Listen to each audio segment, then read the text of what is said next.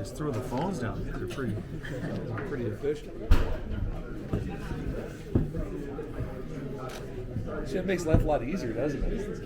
Heck yeah. It's all about you guys. I can make things as easy as you can for you guys. Appreciate it. Awesome. Oh, that's good stuff. Well, I guess how was your first practice back here full-time coordinator? Well, a couple of things that worked out really well was being an analyst here last year. I was in a good situation last year and was back in town, so I was able to be down here with Coach Frost and everyone, the entire staff. So I was around the players. So being around them, so they know who I am. Wasn't able to coach on the field or anything last year, but at least the players knew who I was. I have some ideas about them. I know a lot of their redeeming qualities about the current players, and so that helped us a bunch to have that to get started with for us right there. So, and then we were able to have some meetings prior to us actually getting going and kicking it off to that. So we had a chance to have 4 meetings already just within our confines of what we can do NCAA-wise. So we had a chance to kind of get things up and started. So those guys transitioned very, very well today into practice. From your perspective last year, obviously you weren't on the field coaching it, but what went wrong with special teams from your vantage point? Was it as bad as some people made it out to be, or was it maybe a few glaring Well, a couple mistakes? things with it is, the first thing I said, I'll address this right now, I got to talk to the team, is that we always talk about things that's all about the ball. And the first thing we did in the special teams meeting also is we buried the ball from last year at that. This is a whole different team. We have an entire different team playing, so I don't ever go back, and we'll do some teaching things off of last year, some certain clips like that, but they'll never be one time out of my mouth. Just remember last year. Remember last year's situation. Remember last year. Last year's over, and I'm not dealing with that at all. And that's been kind of the theme from the head coach on down. Now with it, you have some evaluations, and usually it comes down to hitting the ball, with some things that I was able to evaluate from last year, which means those who punt it and those who kick it. At certain times, obviously, that's not a big surprise. We had opportunities to make some field goals, opportunities to make some critical punts. At some times, it's been very good for us. There's a lot of core things that were done really, really well, and it didn't show up well enough. And so we're going to keep busting our tail to get those things right. Do you want more starters on special teams? I think Scott mentioned that, if I misheard him. Starters, or put it this way, the best player for that spot has to be able to play. And sometimes those are LRPs, limited role players, which have starting abilities, enough talent to be able to beat that, and be able to do certain things, and also having starters also. The only way you have culture on your team is your best players have to be your hardest workers, period.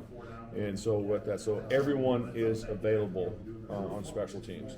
There is no one that's they're not available. The quarterbacks pretty much stay off of that. But even a couple of those, we ran down on kickoff today. And so we're using everybody there is for us right there. So, we talk about all the time like that. If we drill it, we film it. And if we film it, we watch it.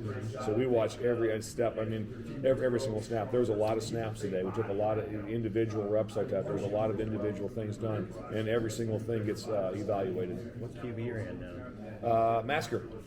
Yeah, did a nice job for us. Yeah, green jersey. You've obviously added some key specialist guys, and I know Timmy's not here yet, but Puccini, what jumped out about him? And just a couple things with Brian that stands out to us is one, he has done it on the field. And when you're talking about punting, kicking, anything of that nature, is that doesn't have a lot. Field's the same size, goalposts are the same, so experience doesn't mean a whole lot. If you're kicking really well and your numbers are well at Montana, that's just the same as being at Nebraska or Arkansas or any place else like that. So if they can do it on the field, and obviously Brian was he was the punter of the year in FCS like that. He was a first-team All-American, so his numbers were very, very good. And then you just see it on field, and you see it today in practice, just his confidence in that position of what he can do with himself. So it was a great start for him today.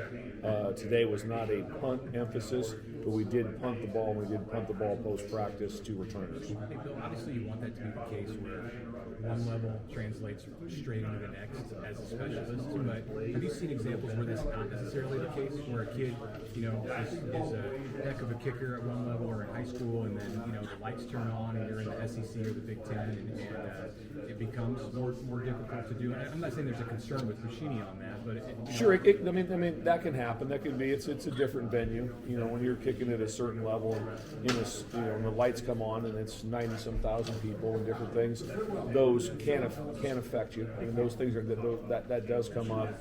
From high school, you're always looking at on kickers is, do they kick with a T? On the field goals, extra points. So some people can't translate off the ground kicks. Some people also, you'll see quarterbacks that you hear all the time. Some of them are even Elite 11 guys that, wow, they can really spin it. And they also then they snap the ball and people rush them, and they can't that. So the same way, I never get too excited about kickers.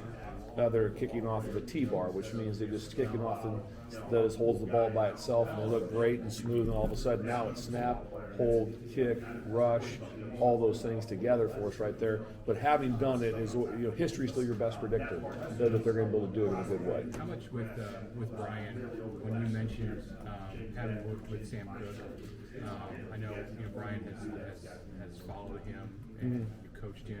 He's always always like a light bulb moment with your recruiting of him.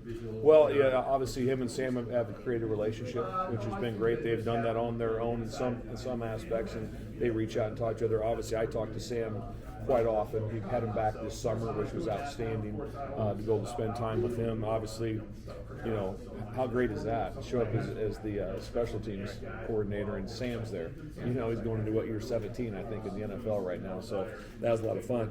Sam was, he was a real dude. That he was confident he could do anything we wanted him to do. So it's very impressive. But having that relationship with him and Brian, I think helps because it's very calming. The thing that's very encouraging about Brian too is where he came from, the weather he came from. Kicking in Montana, kicking in Nebraska. Sometimes kickers coming from South Florida, that might be a different deal in late November. Like that. So having him been, you say when I first came down, it's like, hey, there's going to be snow. He said, yeah, there's snow here too, type of thing. So I like that aspect of it. But very excited about him. What sort of things have you learned/asked Sam about concerning punting over the years? One of the things we talk about the most probably with Sam is just routine. Is day-to-day routine, exact routine, because Sam also is a holder. So we talk a lot about field goal, and we talk a lot about his holds and about the rotation of the ball and how he gets the laces down. Then we talk about punting and how to control the ball, whether it be an Aussie style where the nose of the ball is down. And so we have all those conversations. But I really talk to him the most about routine, about what he does off season, what he does every day, how he warms up, how many punts, how many holds does he have before a game. So I thought that's always very intriguing to me because there's never an exact one. It's kind of like trying to, you say you want to coach a kicker or a punter. If you watch him, you just turn on NFL film, everyone's different. They've all got different styles. So it's not like, you have to do this, you have to do this. In general, it's going to come down to your plant foot, some very simple techniques that happen. But some guys are different. You just watch basketball right now. Some guys shoot different from threes, and they still make them. So you don't want to try to change people too much. And so that's why I talk to Sam the most about routine and things that happens really go with it. You just don't see a quarterback change his throwing style 8 years, 6 in the NFL. A lot of guys in your position pretty much leave the specialists alone to their own devices because you have that relationship with Sam. Are you a little bit more hands-on? I'm pretty hands-on with him. I don't try to be the ultimate expert on anything. I spend a lot of time in professional growth, and that's where I spend it at, is with kickers and punter and technique and long snapper. So I'm constantly working that. I have a good amount of people I talk to in the NFL that are also coordinators that I talk to for 20-some plus years on how they go about doing things. So I am very hands-on with them, but at some point in time, it's not, everything is critiqued like this. Sometimes you got to let them do their thing, unless you see something they got away with, which means they may make a kick or do something well, and you know that they didn't do things the proper way, and it's going to haunt you. if you let it go. Obviously, as an analyst, there's only so much you can do, and so much you could do last year. What was it like for you to watch some of the special teams mistakes that those guys made, knowing that you can't fix all that right away? Yeah, like I said, last year. Studied it hard. We figured out some things to do better with it, but that stuff's over. We've moved on. In general, has it become tougher to produce big return yardage in the punt return game? I think about like the Morehead personnel around here. They always bring up in 2014, and he had huge stats. But is it more difficult with rugby style punting and some of that to have a big weapon in that? The ability of guys. Has it changed, I guess, over time? The guys able to control the ball is something that is make it a little more difficult for it. Obviously, like that is that person. I always say that's why I led off my meeting special teams the other day with it goes my wife, my daughters, and the punt returner. That's my favorite people in the world, because the punt returner, it takes a real dude to stand back there with his chin up in the air and guys running at you to try to knock you out, and it's windy, in the wind, with the wind, 90-some thousand people watching you. That takes a man's man to stand back there. So it's a specialty. And then also at that, you have to have the ability to get them started. That's all we ever talk about is get them started, which means at all costs we will protect the punt returner at all costs. He will not take a shot. And that get them started, able to get to a vertical return. Then after that, they're going to every punt return you watch, at least 2 missed tackles that they forced.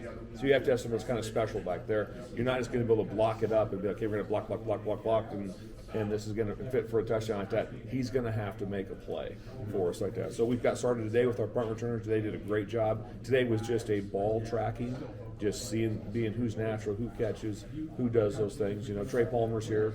I was at LSU with Trey, and so I've been around him, so I know his ability for us right there.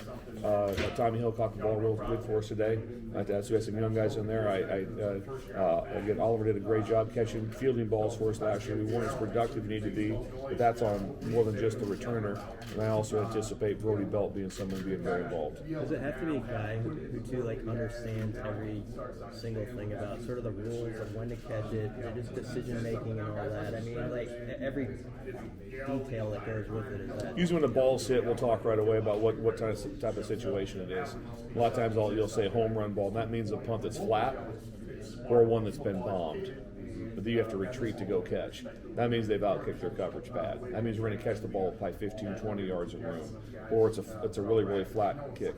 If you're kicking the ball 39 to 41 yards with great hang time, there's not going to be a lot of opportunities. So it's kind of like poker. You don't go all in on every hand, where it's like, we're going to return it, we're going to return this one. Sometimes it's like, no, then they give you one to be able to have that.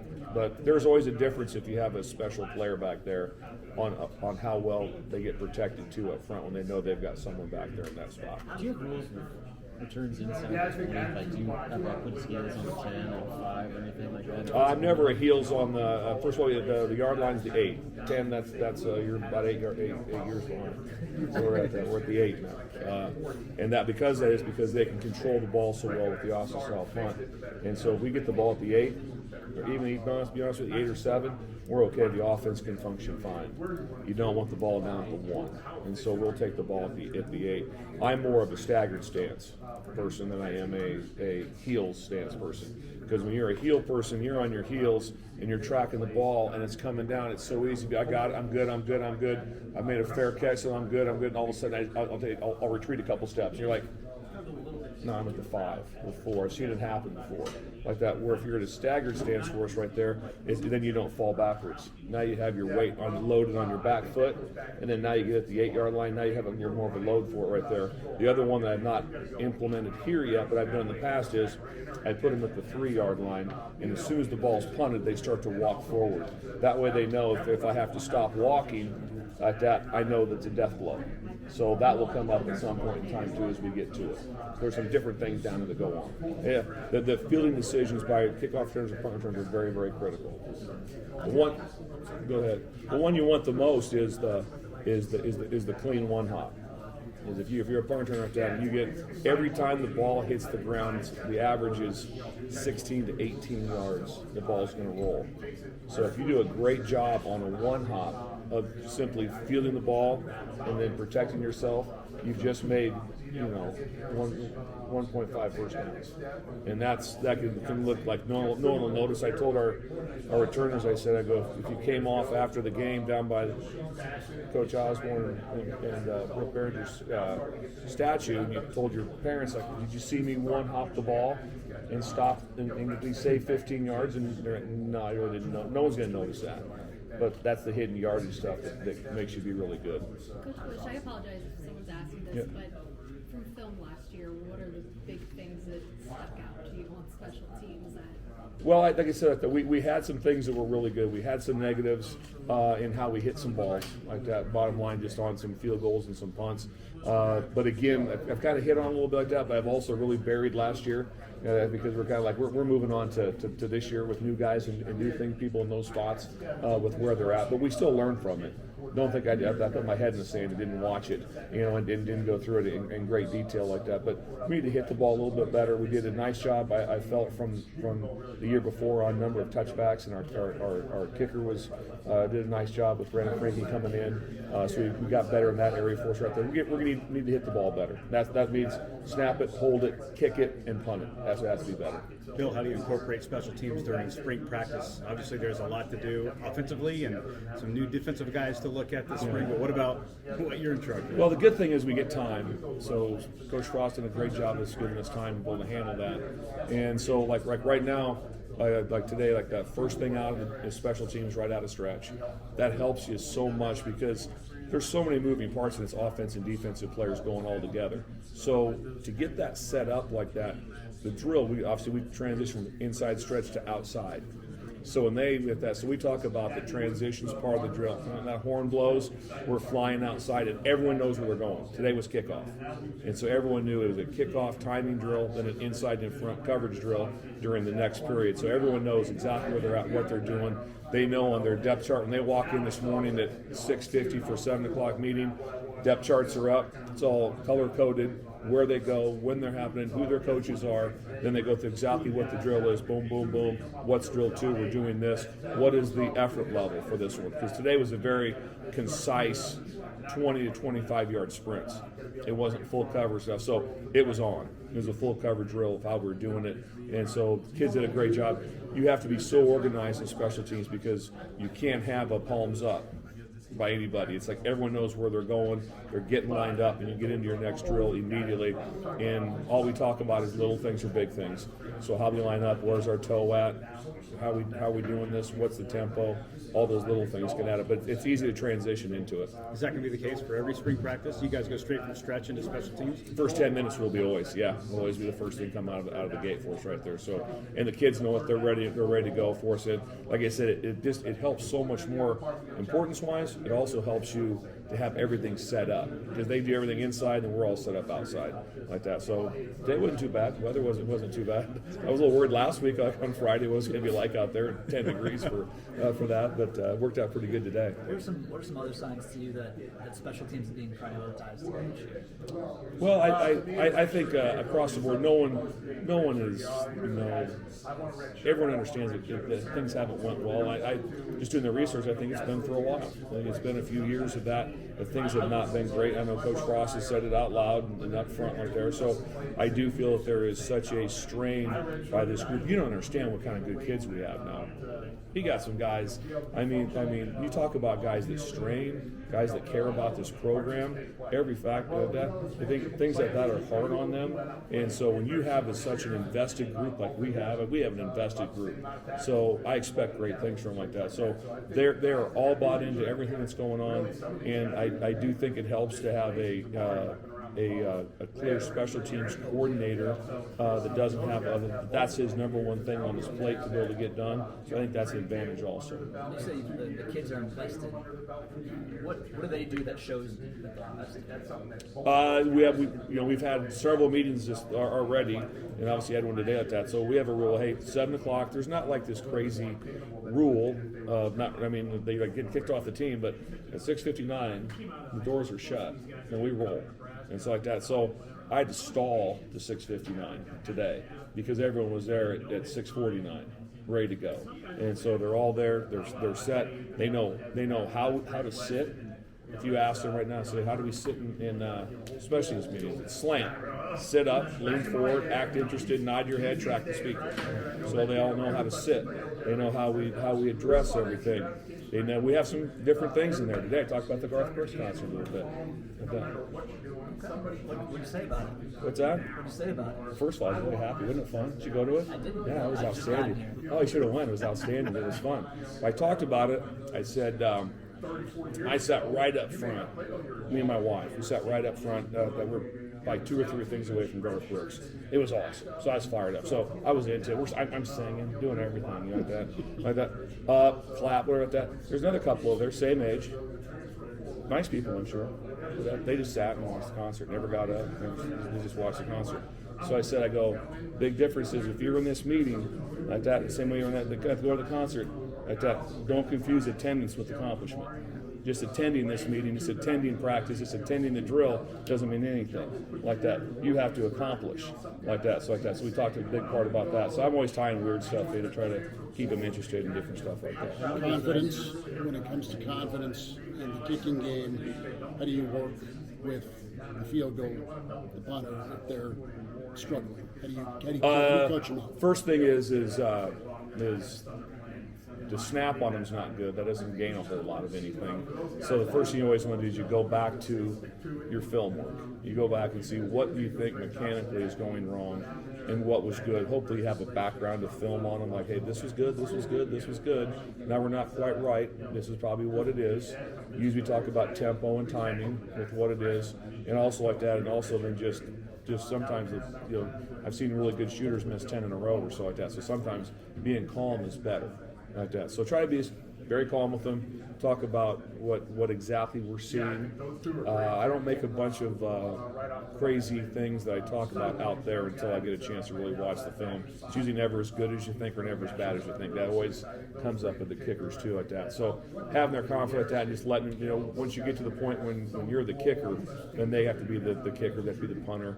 Confidence like that. If there's one bad kick or one bad punt, that we're just going to move forward and get past it and keep going.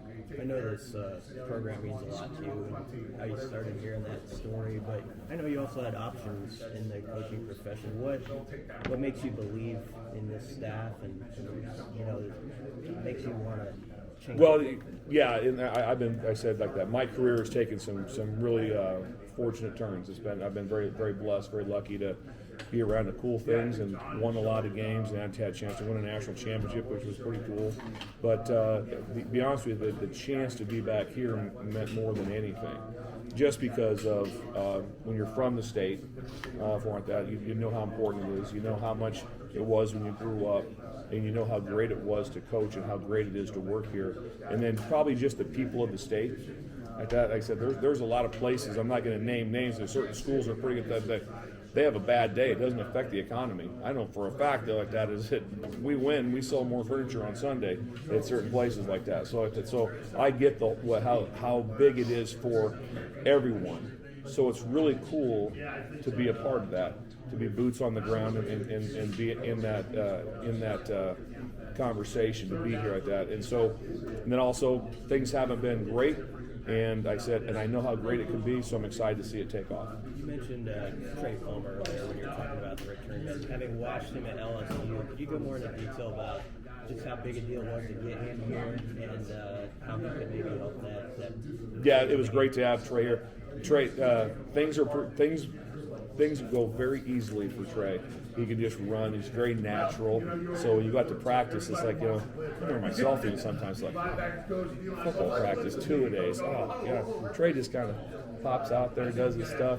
First day going through, like our morning 6 a.m. workout, he's just killing every drill. Boom, boom, boom, boom. It's just things in that aspect come very easy for him right there. And then the same way he is when he goes back to return the punt, return the kickoff, to be able to do those things for us right there. So he's a big advantage for us like that. We're very glad he's here, and we're going to put him in spots to be able to make plays for us. I think you mentioned Alante Brown as someone that he's like the way Alante's playing on kickoff rundown. What have you seen from Alante on special teams? He's one of my favorite guys on the team.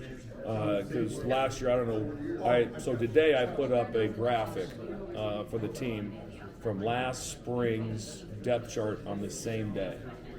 And one of our very best outside guys, we call them bandits on the kickoff team, ended up being Wine Master. He wasn't even on the depth chart. He was a rabbit running. There was over 70 guys in front of him. And he ended up working his way all the way to here. And Alante Brown also was third on the depth chart. He wants to play wide receiver. What's he want? He wants to throw me the ball. I want catches, I want touches, I want bubble screens, I want this. And now where he's at. So here's a story I'll tell you. And I told these guys in great detail is when you come on your recruiting trip, so if you're Nick Heinerton, you come on your recruiting trip to Nebraska, you don't ever have a part of your recruiting trips never be the right guard on punt. No one ever talks about no one talked to Alante Brown to be the L4. And you have to go down, avoid, and make a tackle like that. What did they talk about when he came here? Touchdown passes, throws, sacks. So you have to be able to motivate these guys to be able to do that. And Alante Brown bought in. He became one of our special players as we went throughout that. And now, just watch how he carries himself, watch how he goes. And also watch his offense go where. Probably take off, probably be an ascending player because of how he handles himself in that situation. So, it's like I said, that's a big thing in recruiting. No one ever talks about it, but boy, do they have to do it. And so I showed him clips the other day. I took the national championship clip from LSU and I showed the punt team, and all 10 of the 11 NFL guys like that. Several first-round draft picks on the punt team. Like that, so that's what you have to be able to get done for us right there. I think this last year, Georgia had 7 or 8 players like that. There'll be NFL guys and starters on the punt team. So punt team to us, I talk about all the time, is that punt team is invitation only. It's invitation only. That's when you get to come to the club on that one for us right there. When you show a guy like Alante that, what's that? When you show a guy like Alante that tape, and he sees that, he sees 10 or 11 guys on the LSU punt team who are in the NFL. What's his reaction? His reaction is really good. I showed him today.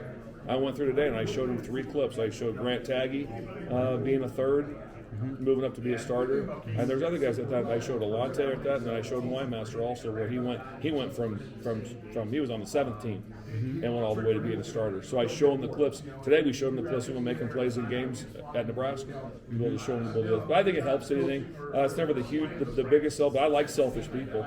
I like selfish people that want to be in the NFL, that want to do good things. So I'm all about that. I'm all about like that. Yeah, go ahead, knock yourself out. Recruiting. When we talk, when you are able to go out and hit different regions. What's it like now in the recruiting world for you at Nebraska compared to when you were here back under Callahan? Well, it's changed a little bit. I still say this: recruiting's recruiting, and so I've always felt like that. What I always try to do the first thing out of the gate is try to have likability. Try to get the recruit to like you. That way you can talk to them. That way they answer your call. That way they text you back. That gives you a chance to have things going for us that way. So the difference for us is now is it's probably a little bit more position recruiting.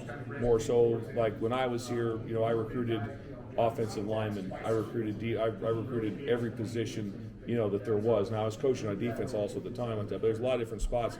It's really more specialized now because you talk to these recruits so much. Where before, you go back to year 1 of me recruiting at that, you talk to them once a week and 1 phone call a week. Even this time of year, you couldn't call them. Now you can text them, call them, and talk to them all the time. So the conversation is so much more. So you have to have a lot in your tank of what you're going to be presenting to them, talk to them about all the different things. But in the end, they still like football the most. Even though there's all these different things that are going on, they still like football the most and having success in football and be able to have a great academic and plan for them on the field here to be able to get things done. But it's the most important thing you do on the team, period. It haunts you every day. If you have all the whatever's good and whatever's bad, usually comes back to one thing: it's recruiting. Got time for one.